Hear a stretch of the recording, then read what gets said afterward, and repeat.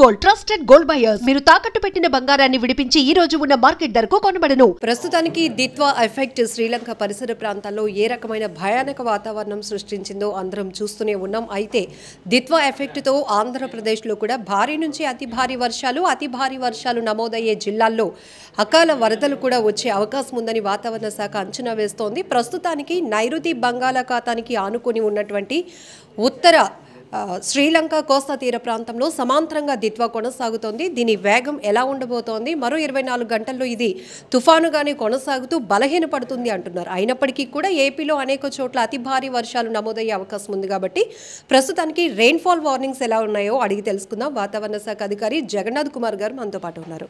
నమస్తే sir. Sir, present weather condition ఎట్లా ఉంది సార్? నిన్న శ్రీలంక దానికి ఆనుకొని ఉన్న నైరుతి బంగాళాఖాతంలో ఉన్న దిత్వా తుఫాను ఈరోజు వరకు ఉత్తర వాయువ్య దిశలో పయనించి ప్రస్తుతానికి నైరుతి బంగాళాఖాతం దానికి ఆనుకొని ఉన్న ఉత్తర శ్రీలంక తీరం వద్ద సైక్లోన్గానే లేదా తుఫానుగానే కొనసాగుతుంది. ఇది చెన్నైకు 380 కిలోమీటర్ల దక్షిణ దిశలోను, పుదుచ్చేరికి 280 కిలోమీటర్ల దక్షిణ ఆగ్నేయ దిశలోనూ కొనసాగుతుంది.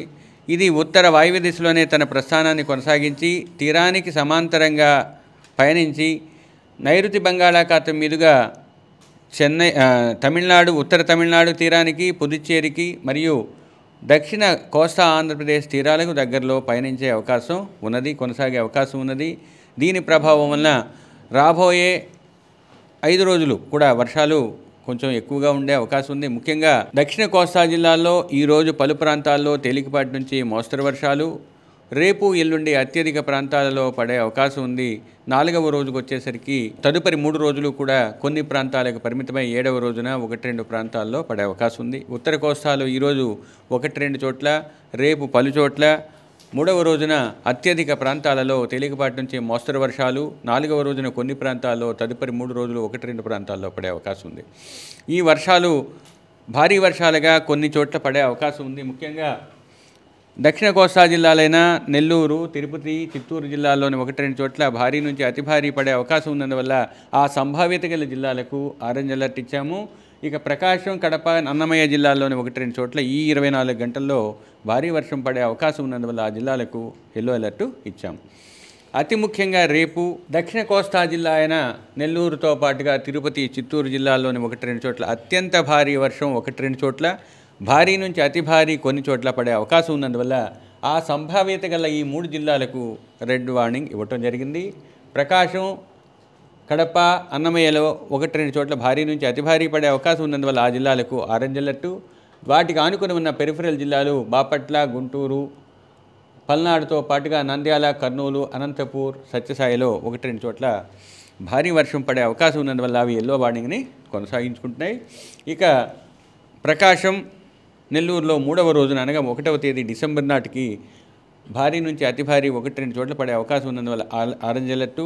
మిగిలిన దక్షిణ కోస్తా జిల్లాలతో పాటు ఉత్తర కోస్తా జిల్లాలైన కోనసీమ, తూర్పుగోదావరి, పశ్చిమ గోదావరి, ఏలూరు మరియు రాయలసీమ జిల్లాలైన నంద్యాల, వైఎస్ఆర్ కడప, అన్నమయ్య, తిరుపతిలో 1-2 చోట్ల భారీ వర్షం పడే అవకాశం ఉన్నందువల్ల ఎల్లో అలర్ట్ ఇచ్చాము. 4వ రోజు కూడా 1-2 జిల్లాల్లో భారీ వర్షం అవకాశం ఉంది. ఉరుములు, మెరుపులు 5 రోజులు కొనసాగే అవకాశం ఉంది. దక్షిణ కోస్తాలో, ఉత్తర కోస్తాలో రేపటి నుంచి 4 రోజుల వరకు దక్షిణ కోస్తాలో ఉరుములు, మెరుపులు కొనసాగే అవకాశం. దిత్వా తుఫానుగానే 24 గంటల పాటు కొనసాగబోతుంది అంటున్నారు. మన ఉత్తరాంధ్ర జిల్లాలకు ఎలాంటి రెయిన్ఫాల్ ఉంది సార్? ఉత్తరాంధ్ర జిల్లాలకు ఈరోజు తక్కువగానే ఉంటుంది. రేపు పలు ప్రాంతాలలో పడే అవకాశం ఉంది. 3వ రోజు నాటికి అత్యధిక ప్రాంతాలలో కొనసాగే అవకాశం. ఈ తుఫాను తీరానికి సమాంతరంగా పయనించిన తరువాత వాయుగుండంగా క్షీణించినప్పటికీ దాని యొక్క ప్రభావం ఇంకా ఉండే అవకాశం ఉన్నందువల్ల దక్షిణ కోస్తాకు, ఉత్తర కోస్తాకు, రాయలసీమకు వర్షాలు ఉండే అవకాశం ఉంది. విండ్ స్పీడ్ ఎట్లా ఉండబోతోంది సార్? ఒకటి, ఇప్పుడు దక్షిణ కోస్తా తీరం వెంబడి తీరం ఆవల 50 నుంచి 60, గరిష్టంగా 70 కిలోమీటర్ల వేగంతోనూ, ఉత్తర కోస్తాలో 35 నుంచి 45, గరిష్టంగా 55 కిలోమీటర్లతోనూ ఈదురుగాలు వీస్తున్నాయి.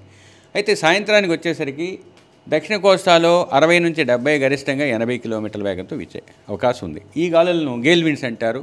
ఈ గేల్ విండ్స్ ఈ రోజు నుంచి రేపటి వరకు కొనసాగే అవకాశం ఉంది. 30వ తేదీ తర్వాత అంటే 1వ తేదీ నుంచి వాటి యొక్క వేగం 35 నుంచి 45 కొన్ని ప్రాంతాల్లో, 45 నుంచి 55 కొన్ని ప్రాంతాల్లో కొనసాగే అవకాశం ఉంది. కాబట్టి 3 రోజులు అనగా 2వ తేదీ డిసెంబర్ వరకు మత్స్యకారులు దక్షిణ కోస్తా తీరం వెంబడి దానికి ఆనుకుని ఉన్న కొంత ఉత్తర కోస్తా ప్రాంతంలోనూ, కోస్తా తీర ప్రాంతంలోనూ మరియు సముద్ర ప్రాంతంలోనూ వేటకు వెళ్ళవద్దని హెచ్చరికలు జారీ చేయడం జరిగింది. వీటితో పాటుగా ఆంధ్ర కోస్తా తీరం వెంబడి ఉన్న ఓడరేవుల్లో హెచ్చరికలు కొనసాగుతున్నాయి. దక్షిణ కోస్తా తీరం వెంబడి ఉన్న కృష్ణపట్నం ఓడరేవులో 3వ నంబర్ ప్రమాద హెచ్చరిక, మిగిలిన ఓడరేవుల్లో 2వ నంబర్ ప్రమాద హెచ్చరిక కొనసాగుతుంది. దక్షిణ కోస్తా జిల్లాల వెంబడి ఉన్న కొన్ని మిగిలిన ఓడరేవుల్లో హెచ్చరికల యొక్క స్థాయి పెరిగే అవకాశం రాబోయే కొన్ని గంటల్లో ఉంటుంది. ఇక ఈ అత్యధిక వర్షాలు పడే అవకాశం ఉన్న జిల్లాల్లో కొన్నింటి చోట ఆకస్మిక వరద కూడా సంభవించే అవకాశం ఉంది. ముఖ్యంగా చిత్తూరు, తిరుపతిలో కొంచెం మధ్యస్థ స్థాయిలో సంభావ్యత ఉన్నది. నెల్లూరు, వైఎస్ఆర్ కడప మరియు అన్నమయ్య జిల్లాల్లోని 1-2 చోట్ల ఆకస్మిక వరద సంభవించే అవకాశం కొంచెం తక్కువ స్థాయిలో ఉన్నప్పటికీ సంభావ్యత ఉన్నది. సో ఇది దిత్వా తుఫానుకు సంబంధించినటువంటి పూర్తి స్థాయి అప్డేట్. ఇది మరొక 24 గంటల పాటు తుఫానుగానే కొనసాగుతుంది. తర్వాత క్రమేపీ అది బలహీన పడుతుంది. వాయుగుండంగా మారినప్పటికీ కూడా వర్షాల ఎఫెక్ట్ అయితే ఉంటుంది కాబట్టి ఆంధ్రప్రదేశ్లో అతి భారీ వర్షాలు పడే చోట ఖచ్చితంగా అకాల వరదలు రావడానికి కూడా అవకాశం ఉందని వాతావరణ శాఖ చెప్తోంది. బట్ ఏపీ ప్రజలు అప్రమత్తంగా ఉండాల్సినటువంటి ఆవశ్యకత ఉంది. ఇప్పటికే ఆంధ్రప్రదేశ్ సర్కారు కూడా దిత్వా ఎఫెక్ట్ వల్ల అప్రమత్తంగా ఉంది. అన్ని శాఖల సమన్వయంతో ఏదైతే తీర ప్రాంతాల్లో ఉండేటటువంటి ప్రజలను, మత్స్యకారులను కూడా అలర్ట్ చేయడం కూడా జరిగింది.